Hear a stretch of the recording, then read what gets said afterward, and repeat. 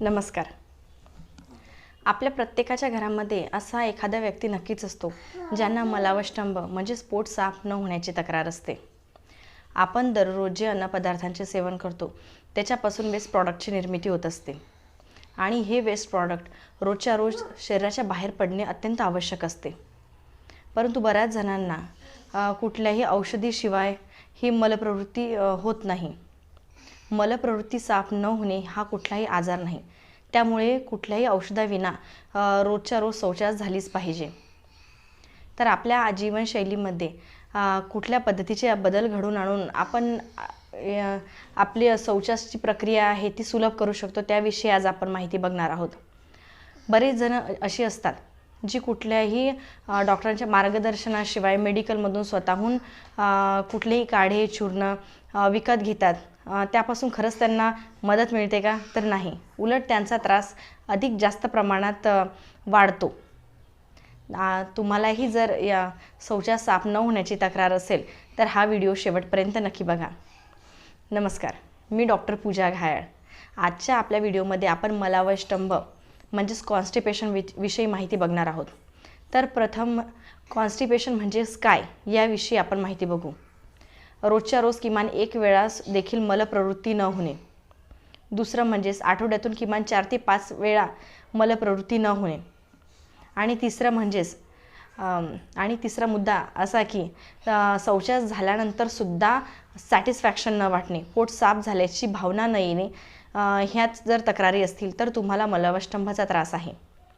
जर तुम्हाला कायम मलावष्टंभाचा त्रास होत असेल तर abdominal pain, calf muscle pain, vomiting, headache म्हणजे डोकंदुखीचा त्रास, अनफ्रेशनेस म्हणजेच फ्रेश न वाटणे, त्यानंतर ॲनोरेक्टल डिसीजेस म्हणजेच मूळव्याध, पाईल्स फिस्टुला फिशर यासारखे त्रास तुम्हाला उद्भवू शकतात।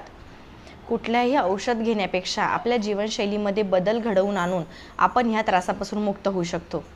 तर कुठल्या पद्धतीचे बदल आपल्या जीवनशैलीमध्ये करायचे आहेत याआधी आपण आपल्या आहारामध्ये काय बदल करायचे आहेत हे बघूयात।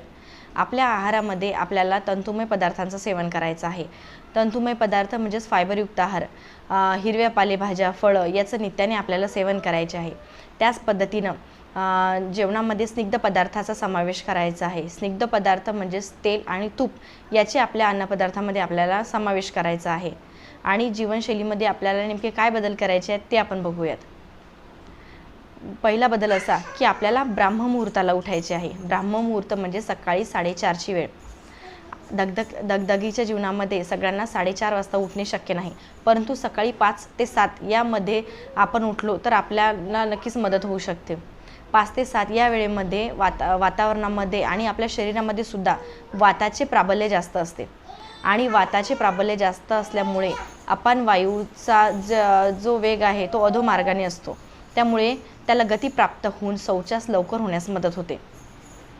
त्यामुळे प्रत्येकाने 5 ते 7 या वेळेत उठायचे आहे। शौचास साफ होण्यासाठी निसर्ग स्वतः आपल्याला या वेळेमध्ये मदत करत असते, त्यामुळे प्रत्येकाने सकाळी ब्राह्ममुहूर्ताला उठले पाहिजे। दुसरा बदल असा की प्रत्येकाने गरम पाण्याचं सेवन केले पाहिजे। ज्यांना मलावष्टंभाचा त्रास आहे त्यांनी जर का कोमट पाण्याचं सेवन केलं तर जे शौचासच्या गाठी झालेल्या असतात, कडक जी शौचास असते त्याला गती प्राप्त होते आणि अधोमार्गाकडे जाण्यास त्याला मदत होते आणि शौचास लवकर होते। तिसरा मुद्दा असा की आपल्याला व्यायाम करायचा आहे। जेव्हा आपण व्यायाम करतो तेव्हा आपल्या शरीरातील जे स्नायू असतात ते अधिक बळकट होतात, आतड्यांची हालचाल होते आणि त्यामुळे शौचास होते, शौचास लवकर होण्यास मदत होते। यामध्ये सुद्धा आपल्याला मलासन करायचे आहे।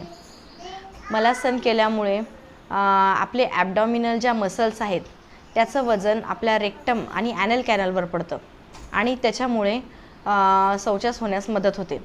आपल्या जीवनशैलीमध्ये जेव्हा आपण हे बदल घडवून आणतो त्यामुळे आपल्याला कुठल्याही औषधाशिवाय शौचास होते। त्यामुळे हे तुम्ही नक्की करून बघा। व्हिडिओ आवडल्यास लाईक, सबस्क्राईब आणि शेअर नक्की करा। धन्यवाद।